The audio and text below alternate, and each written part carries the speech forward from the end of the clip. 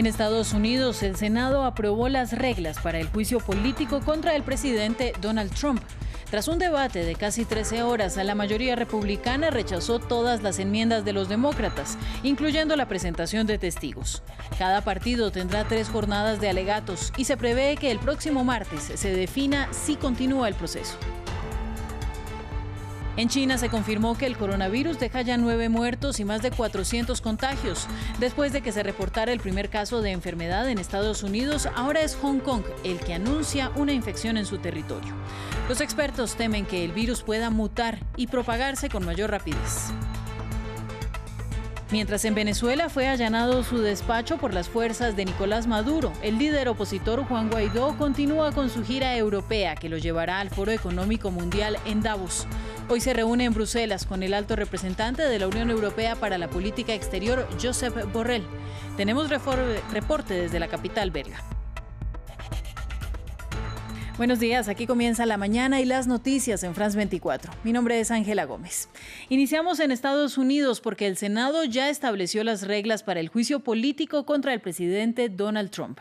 El debate de más de 13 horas concluyó esta madrugada y fueron rechazadas todas las enmiendas presentadas por los demócratas, que son minoría en la Cámara Alta. De esta manera no habrá testigos ni pruebas, como pedía la oposición. Con una votación de 53 contra 47, se decidió que se realizarán 3 sesiones de 8 horas para la Fiscalía, un tiempo equivalente para la defensa del mandatario, y esto seguido por 16 horas para la sesión de preguntas. Se determinará si se prolonga el juicio o se cierra, previsiblemente el próximo martes. Veamos el resumen de la jornada en este informe de Andrés Mesa Muñoz. La definición de las reglas que regirán el juicio político contra el presidente Donald Trump marcaron la primera jornada del proceso. Las enmiendas presentadas por los demócratas para modificar la legislación fueron bloqueadas por los republicanos de la Cámara Alta. Entre ellas, solicitudes para que el gobierno suministre documentos y evidencia que vinculan al mandatario con Ucrania. Un proceso justo es que cuando llegue el día del juicio estén listos para empezarlo y presentar su caso. Y no solicitar más descubrimientos. El presidente está listo para proceder.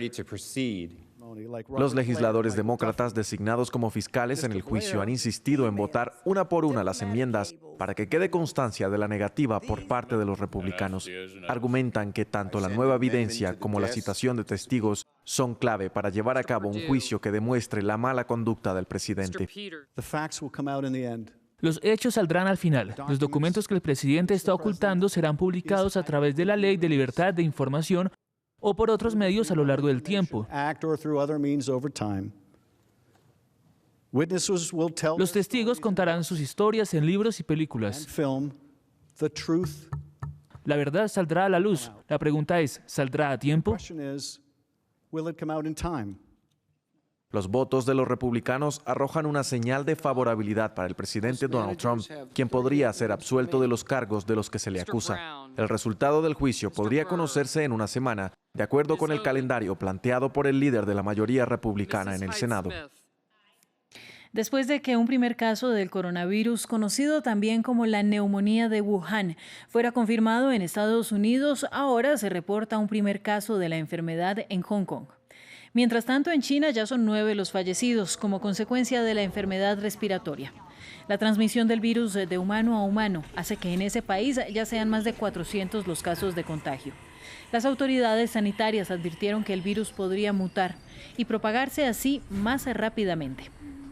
La Comisión de Salud China anunció las medidas que seguirá tomando para intentar contener la expansión del coronavirus. Primero debemos fortalecer las medidas para controlar a las personas que viajan desde Wuhan, hacer mediciones de temperatura, exámenes en aeropuertos, estaciones de tren y estaciones de autobús de larga distancia para detectar y examinar a las personas que puedan tener fiebre. Segundo, controlar el origen de la infección con nuevas y mejores inspecciones de mercados y restaurantes y luchar contra el comercio de animales salvajes.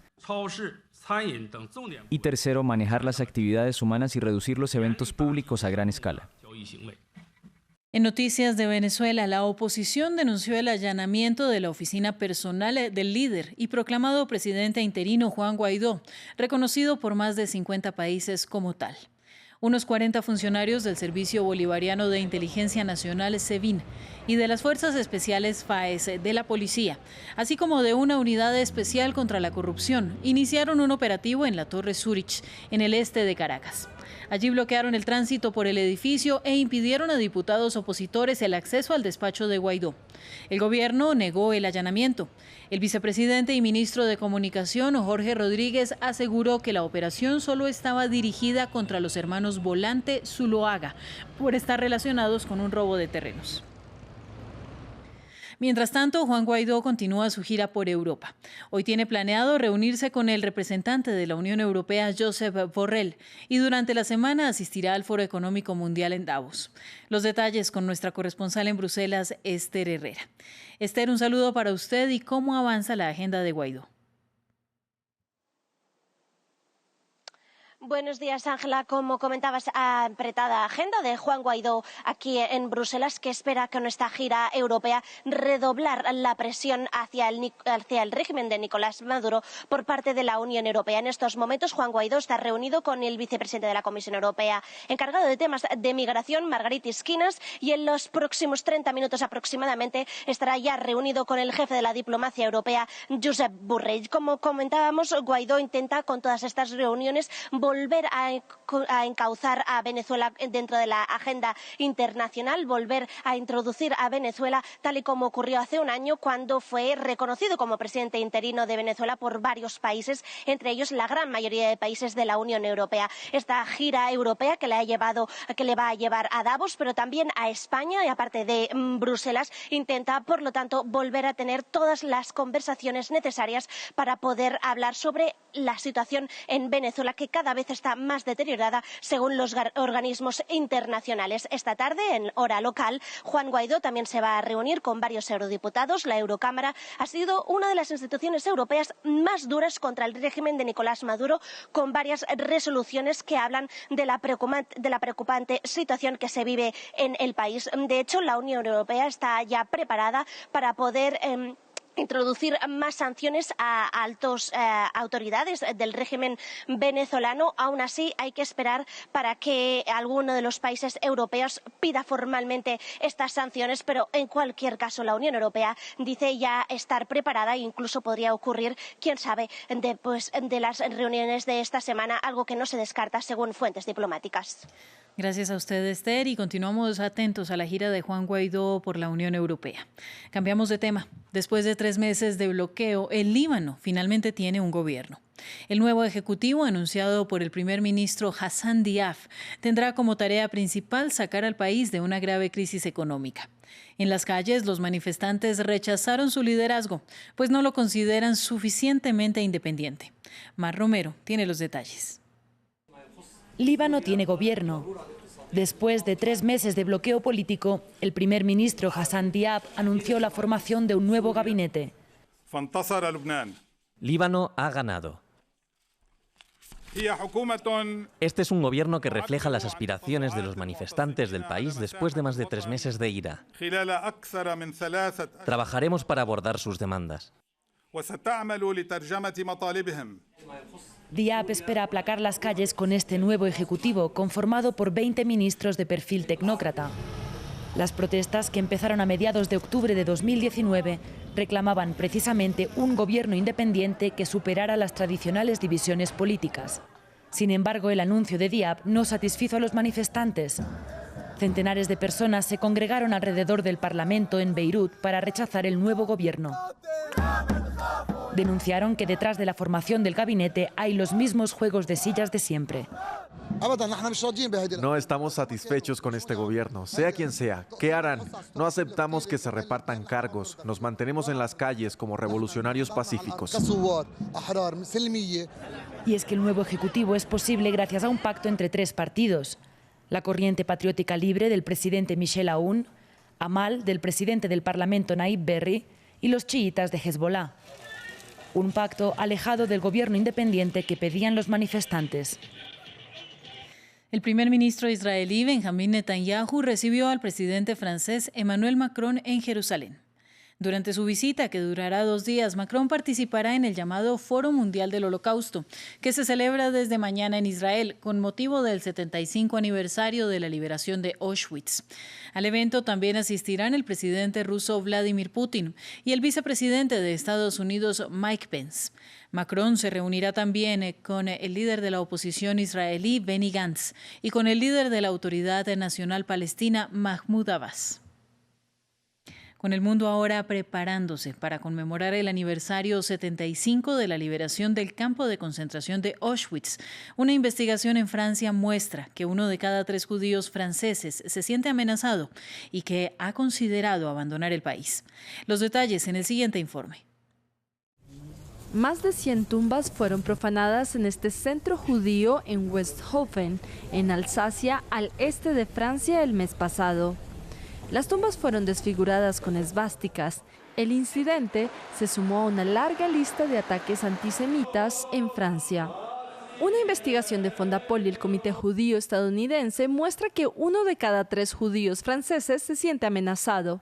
7 de cada 10 dicen que han sido víctimas de al menos un incidente antisemita en su vida. Otras estadísticas también son alarmantes. El 37% de los judíos franceses no usa símbolos judíos visibles. El 25% evita revelar su identidad judía en el trabajo. El 43% evita ciertas áreas. Un portavoz del Comité de Judíos estadounidenses señaló las fallas del pasado en el liderazgo político. Hemos experimentado antisemitismo por casi 20 años en Francia en particular, y esto sigue aumentando.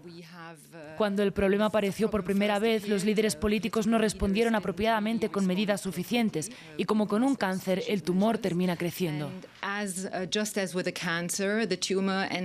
Los jóvenes judíos franceses están especialmente preocupados. Los líderes de la comunidad dicen que el odio expresado en las redes sociales es parte del problema. Hay antisemitismo estructural, pero se transmite y amplía en Internet, eso es seguro. La ley francesa castiga el discurso de odio antisemita con hasta 1 año de cárcel, pero frecuentemente los autores de estos ataques permanecen sin ser identificados. Después de más de 3 meses de devastadores incendios, las catástrofes ambientales en Australia no cesan. Fuertes lluvias, granizo, tormentas eléctricas y tornados de polvo tienen azotadas varias ciudades en los estados de Victoria, Nueva Gales del Sur y Queensland. Las autoridades han pedido a los habitantes de estas zonas permanecer resguardados y tener precaución. Asimismo, la Agencia Meteorológica Nacional de Australia advirtió que el frente frío continuará trayendo consigo fuertes vientos en los próximos días. El informe es de Alexandra Ruiz. Dignas de un panorama apocalíptico, con fuego abrasador y tormentas de granizo. Así son los climas extremos que conviven en Australia y que siguen causando estragos entre la población. Durante los últimos días, usuarios de la red social Twitter compartieron videos de cómo las fuertes lluvias, acompañadas por una inverosímil tormenta de granizo, causaron inundaciones, deslizamientos y daños en varios vehículos. Sigue lloviendo un poco, lo cual es agradable, pero sigue lloviendo. Hemos tenido casi 2 metros de lluvia aquí desde las 2 de la mañana. Aunque inconcebible, estas imágenes de suelos completamente blancos conviven con el fuego que en algunas regiones aún sigue ardiendo. En Nueva Gales del Sur, las cenizas y la aridez de la tierra combinadas con los fuertes vientos han levantado tormentas de polvo que incluso han convertido el día en noche. La Agencia Meteorológica Nacional de Australia advirtió que esta diversidad de eventos climáticos, producto de un frente frío, continuarán en los próximos días. Un frente frío fuerte se moverá a través del sur de Australia mañana. Aumento en las calificaciones de peligro de incendio severo y extremo para Australia Meridional, Victoria, Nueva Gales del Sur, el sudoeste y Queensland con probabilidad de polvo elevado. El jueves 23 de enero, Nueva Gales del Sur y el territorio de la capital australiana verán un mayor riesgo de incendio y vientos fuertes. Estos eventos llegan tras los más de 120 focos de incendio que arden desde septiembre y que dejaron una treintena de víctimas mortales, además de miles de hectáreas devastadas con su fauna y flora. Y veamos nuestro sitio web france24.com. En la portada, el juicio contra Trump comenzó con el bloqueo republicano a la presencia de nuevos testigos. Así llegamos al final de este informativo. Recuerde que puede seguirnos en nuestro sitio web france24.com y continúe con nosotros. Feliz mañana.